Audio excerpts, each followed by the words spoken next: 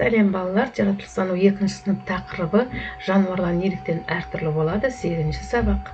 Мына тіршілік иелері қайда өмір сүреді?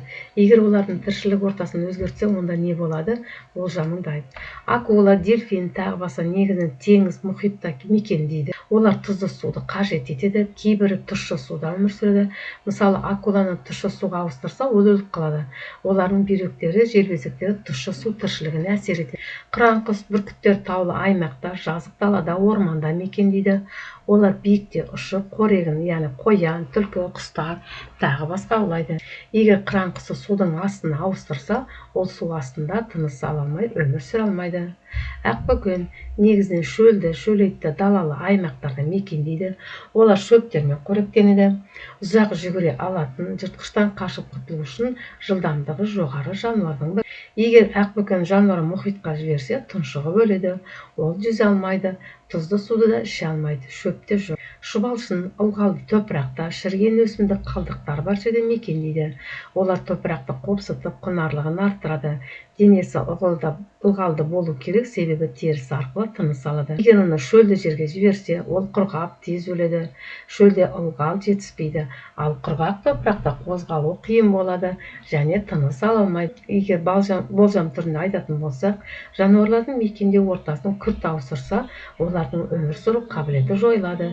Себебі әрқайсы ортасына бейімделген. Су жануары желбезек арқылы, құрлық жануары өкпе арқылы тыныс алады. Қоректену тісі ас қоруды өз ортасына сәйкес. Жүзу, ұшу, жүгіру өз мекеніне бейімделген. Әр ортаның өзіне және жыртқыштар болады және қорғануға өз ортасында бейімделген екен. Жануарлардың сыртқы түрі бойынша оның тіршілік ортасын анықтауға бола ма? Дәлелі. Иә, болады екен. Жануарлардың тіршілік бейімделуі суда, аспан мен жерде, топырақта. Яғни мына жерде денесі ұзынша, жүзбе қанаттар, ескек, аяқтар, желбезегі бар, бұл бекіре. Қанаттар, аяқтарының құрылымы, түк қабаты, мамық және қауырсын, бұл бізде құстар екен. Аяқтары жер қазуға бейімделген, алдыңғы тістері қуатты, шырыш, бұл бізде көртышқан. Қуанышпен айсылуға көмектес. Қай құс жылдам жүгіреді, қай құс жақсы жүзеді. Жылдам жүгіретін құстар мысалы 2-ші, 3-ші, 4-ші және 5-ші екен.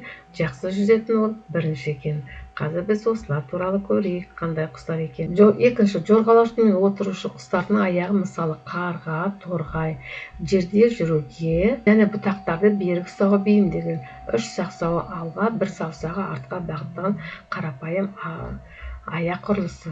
Бұл 2-шісі. 3-ші тоқылда тәрізділердің немесе тоты құстардың аяғы ағаш тігіне жабысып, өрмелеп жүруге ыңғайлы. 2 саусағы алға, 2 саусағы артқа қарай бағытталып, тірек қызметін атқарады. 4-ші жыртқыш құстардың аяғы, мысалы бүркіт, қаршыға, үкі, қорегі олжасын бір ұстауға және мықтап ұстауға бейімделген. Ұзын әрі өткір мықты тырнақтары бар аяқ. 5-ші түйе құстың аяғы жүгіруге бейімделген, суретте анық көргенде тез және ұзақ жүгіруге үшін саусақ оны азайып, тек 2 мықты саусақ ғана қалған. 2 саусақты аяқ құрылысы тек Африка. Суреттің сол жақ беті қиылып қалғандықтан 1-ші нөмір аяқ толық көрінбейді дейді. Бірақ ол әдетте бұл қатарда үйрек немесе қаз сияқты су құстардың жүзу жарғағы бар аяғы ол, яғни қаз екен бұл. Ең жылдам жүгіретін құстардың қатарына ұшпайтын құстар жатады. Олардың аяқтары күшті және жүгіруге бейімделген. Түйе құс әлемдегі ең үлкен құс және ең жылдам жүгіретін құстардың бірі. Олар 70-72 км/сағатқа дейін жете алады. Олар қауіп төнгенде осы жылдамдықпен ұзақ жүгіре алады. Оның ұзын мықты аяқтары мен 2 саусағы жылдам жүгіруге мүмкіндік береді. Мінекей бәрі жаңағы көрсеткендей, түйе құсы нанду деп аталатын 60 км/сағат жүгіреді. Эму деп аталатын газуар 50 км/сағатпен жүгіре алады екен бала. Дала қыранының неме қоректерінің сыртқы түріне қарап анықтауға болады.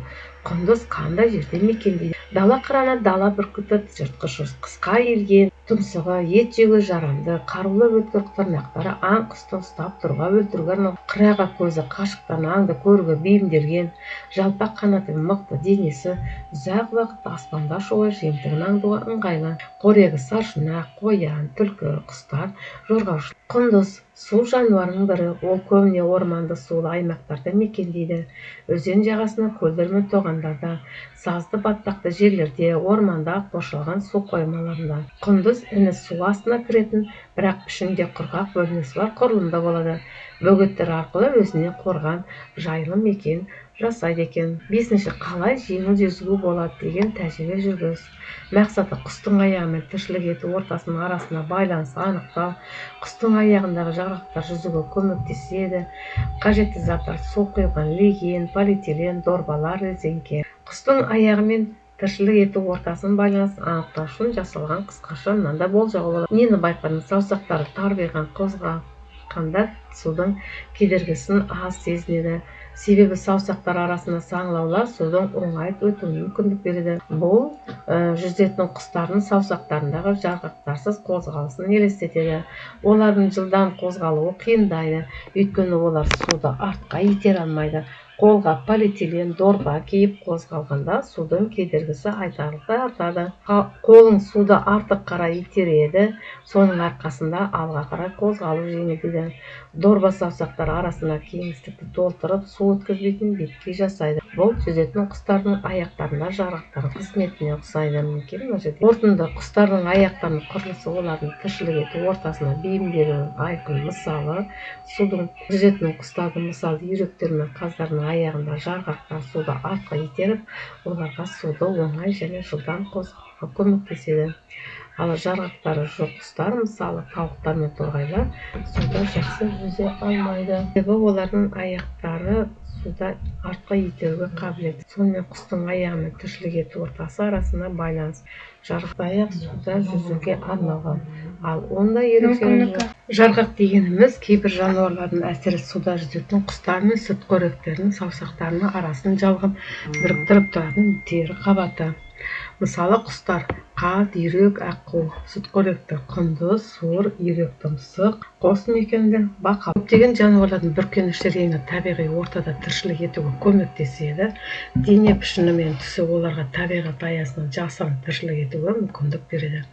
6-шы, фотосуретке қара, қандай жануарлардан жасырынғанын анықта. Фотосуреттерге қара, қандай жануарлардың жасырынғанын анықта. Мына жерде шөптің арасында арыстан, 2-ші ағашта үкі суреті, шегіртке жасырынған, осы ойдың шегіртке.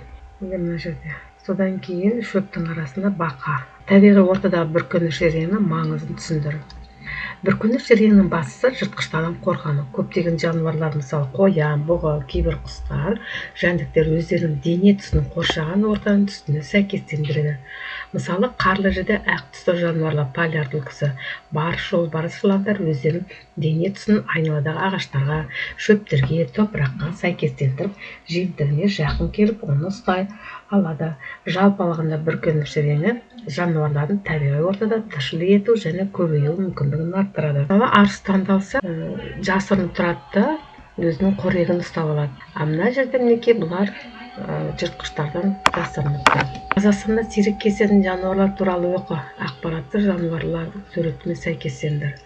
Суда жүзетін ірі құс ұшқан кезде қатты дауыс шығарады. Бұл аққу. Сүтқоректі ірі жыртқыш жануар биік тауларды мекендейді. Жалпақ табандары омбы қарға батпай жүруге өте ыңғайлы.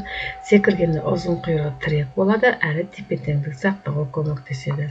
Яғни бұл барыс екен. Шөппен қоректенетін сүтқоректі аяқтары ұзын, денесі сымбатты, шағын денелі жылқыға ұқсайды. Бұл құлан.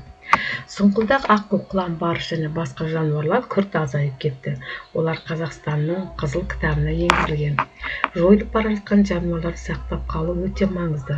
Барлық жануарларға жанашырлықпен қарауымыз қажет. Қосымша дерек көздерінің Қазақстанның қызыл кітабына енген басқа да жануарлар туралы біліп ал. Қыс мезгілінде жабайы жануарлардың тіршілігінде қандай өзгерістер болады? Неліктен кейбір жануарлар түсі өзгереді? Сен жануарларды қалай қорғар едің? Яғни қызыл кітабына енгендер қар барысы, биік таулы аймақтарда мекендейді, саны өте аз екен.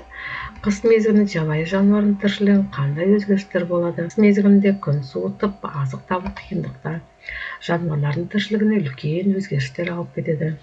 Ұйқыға кету. Кейбір жануарлар борсық, аю, суыр, кірпі, бұлар ұйқыға кетеді екен. Құстардың көбі ас азық пен жылылық іздеп оңтүстікке қарай ұшып кетеді. Тұяқты жануарлар, киік, еліктер қары аз, оты мол жайылымдарға көшеді. Содан кейін екінші сұрақ, неліктен кейбір жануарлардың түсі өзгереді? Кейбір жануарлардың, мысалы қоян, аққыз, аққұр күзде жүні немесе қауырсыны ақ түсте өзгереді. Мұның себебі жыртқыштардан қорғану, жасырыну үшін екен. Балалар, бүгін біз жануарлардың түрі неге әртүрлі болады деген сұрақтарға жауап бердік. Сабақ аяқталды.